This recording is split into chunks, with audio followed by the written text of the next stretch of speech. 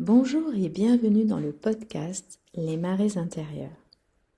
Aujourd'hui, je vous parle du lâcher-prise et surtout de pourquoi c'est souvent si difficile.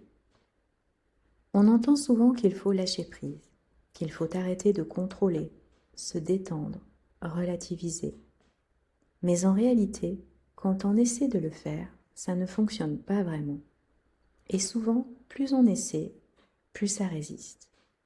On se dit qu'on devrait y arriver, qu'on devrait réussir à se calmer, à prendre du recul, à ne pas réagir comme ça. Mais quelque chose à l'intérieur reste accroché, tendu, comme si ça ne voulait pas lâcher.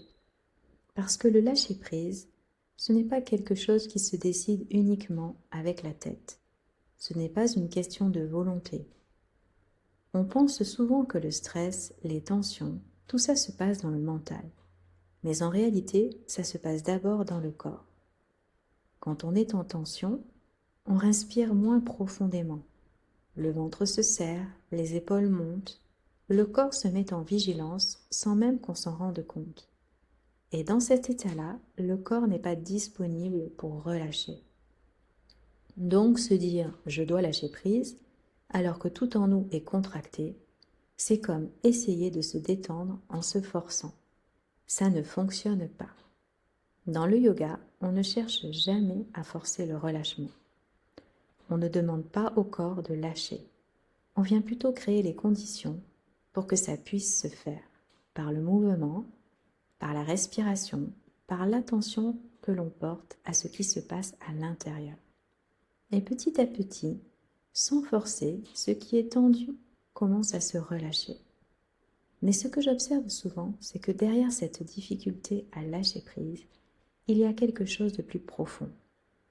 Un besoin de contrôle. Contrôler ce que l'on ressent, contrôler ses réactions, contrôler ce qui pourrait arriver, anticiper, gérer, tenir. Et ce contrôle, il n'est pas là par hasard. Souvent, il est là pour éviter de ressentir quelque chose, une émotion qu'on ne veut pas vivre, une peur, une tristesse, une colère. Alors, on retient, on se tient, on reste solide en apparence. Mais ce que l'on retient ne disparaît pas, ça reste dans le corps. Ça peut devenir des tensions, de la fatigue, une sensation de poids ou quelque chose de diffus qu'on n'arrive pas toujours à expliquer. Et parfois, sans s'en rendre compte, on devient plus rigide. Dans le corps, mais aussi dans la manière de penser, dans la manière de réagir, dans la manière de vivre les choses. Comme si tout devenait plus serré, plus contrôlé, moins fluide. Dans certaines approches, on parle de nœuds, comme des zones où l'énergie circule moins bien. Des endroits où quelque chose s'est figé, souvent parce qu'on n'a pas pu exprimer ou vivre complètement une émotion. Et le lâcher-prise, dans ce sens-là, ce n'est pas faire disparaître ou oublier. C'est permettre à ce qui est resté bloqué de se remettre en mouvement. Alors, si vous avez l'impression de ne pas réussir à lâcher prise, ce n'est pas que vous faites mal. C'est peut-être simplement que votre corps est encore en tension, que votre système est encore en alerte, ou qu'il y a quelque chose que vous n'êtes pas encore prêt à laisser bouger. Et c'est normal.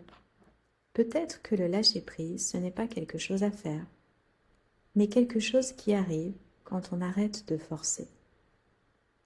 Quand on commence à écouter, quand on laisse un peu plus de place à ce qui est déjà là. Vous pouvez simplement vous poser cette question. Est-ce que je suis en train d'essayer de contrôler quelque chose? Ou est-ce que je peux laisser un tout petit peu plus d'espace? Le lâcher-prise, ce n'est pas abandonner, ce n'est pas laisser tomber. C'est relâcher ce qui est devenu trop serré. Et ça ne se fait pas en une fois. Ça se fait petit à petit, dans le corps, dans la respiration et dans la manière d'être avec soi. Si ça vous parle, on se retrouve dans le prochain épisode.